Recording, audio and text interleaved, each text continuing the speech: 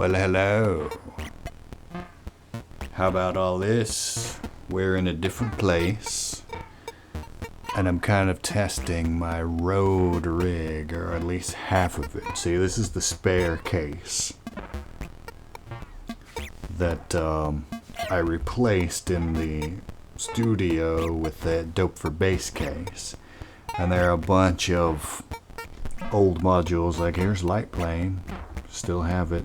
I didn't get rid of anything. There's Mixology. I'm thinking I will get rid of Mixology, because at this point it's redundant, and I don't know, I'm still gonna think about that, but I'm not using it right now. And I'm kind of thinking that if I'm playing live, my mix would be mono, which means this is not necessary.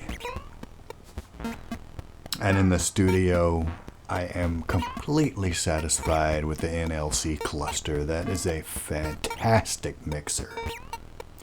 Anyway, let's see. A lot of this was modules I already had. There's the Neuron, there's the Squid, Axon. I moved the PLL over here because I don't know. There was the conduit is more interesting, and I needed the space in the studio rack for that. So these things wound up in what I would consider half of my portable rig. And I got this really cheap mixer with one microphone input and 2 line inputs. That should be enough for what I need to do. I'm using Bastel Bit Ranger because there's nothing in this rack that makes a sound other than the PLL, and the PLL needs an audio signal fed into it to make it work. So yeah, we're using Bit Ranger as a sound generator. And let's see what else is in here. Oh, the reason this is set up is because I got this decent double decay. I needed some decay envelopes for the VCAs in the A132 8 octal poly VCA, and the price was definitely right for that module. It's voltage controlled delay, and one of them is being voltage controlled. And I've got a Dilpfer, what's the call number on this? A147 voltage controlled LFO.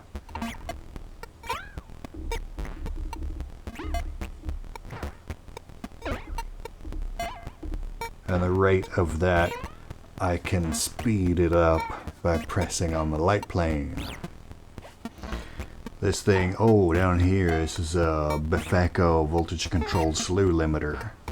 It's all like kind of a pseudo function generator. That was a kit. I built that myself, and it's working. Amazing. That's like actually the second thing that I've built from a kit. Generally the things I build are passive because I'm scared about monkeying with like live electricity or building something that runs on power. I don't know. I shouldn't be scared of that. But yeah, this is my first Euro rack module that I've assembled from a kit, and I'm just tickled that it works. Channels A and B of the Everton CLX are clocking the 2 decays. One of those channels is just half of Bit Ranger because Bit Ranger has a stereo output. I get 2 slightly different variations depending on how I patch it up down here. The one half is just going right through, and I'm taking it out to this, which I'll tell you about in a second.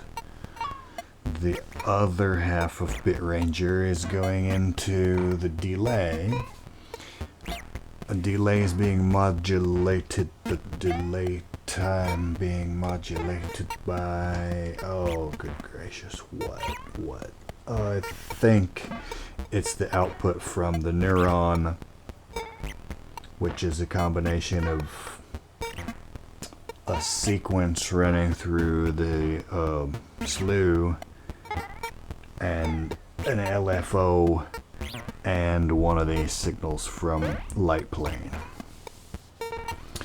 And thing about this delay module, the feedback internally does not work, so I am forcing feedback from this homemade contraption, which again I'll tell you about in a second.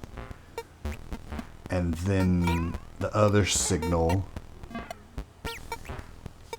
is that VCA is being enveloped by the triangle output. Not the triangle, the sawtooth output, which is positive only from the A147 VCLFO. And that's enveloping the output from the PLL, which is receiving the mix output from the A132.8 octal poly. So it's kind of partially self-modulating itself because its output is going into the octal poly, and then the mix out of all three of these things is affecting it. And I'll turn this up so you can hear it better.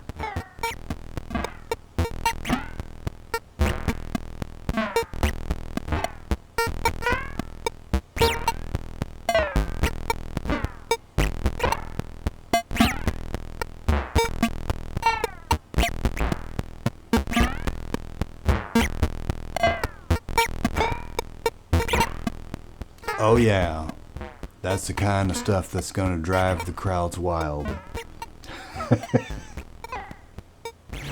This was just a test really to make sure that the newest thing, that the Descent, which it just came today, I wanted to verify that it was working, and it is.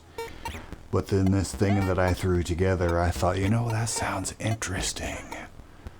That sounds interesting enough for me to go ahead and reveal what I've been doing in secret with this extra case over here. Now, I said I would tell you about this.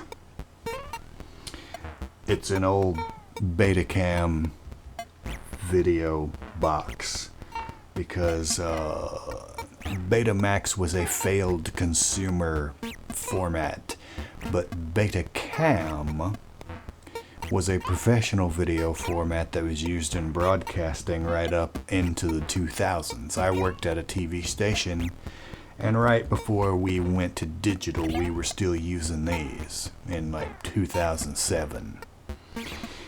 The boxes that those tapes come in are really nice.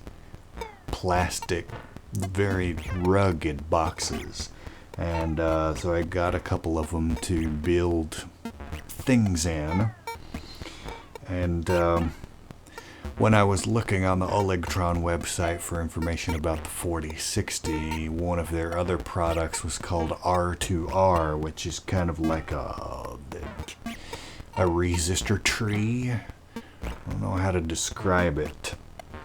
But they very foolishly gave a schematic on the website and explained how it works, and it's really simple. And so I built my own. And that's what this row across here is. And one of the things about it is that you can use this circuit as a weighted mixer. That the closer you get to the output, the louder it will be. And then there's more attenuation as you move towards this end, which is connected to ground through a resistor. And then there's a resistor in between each step. All of those jacks have resistors in between them. It's pretty neat. And then there's all kinds of crazy feedback and stuff that you can do with it with CV, Right now I'm just using it as a mixer, and I put a 1/4 inch output that mirrors the 1/8 inch output, but there's a capacitor in there to filter out the DC because I intend to use that for audio. And then this section is just a little feedback circuit with a knob so I can control the level. I'd originally built this inside one of my little Tic Tac containers, and since there was gonna be a bunch of room in this box, I took a couple of those Tic Tac devices and just reinstalled them in here instead. So I have this kind of like little passive toolbox that I can carry around with me.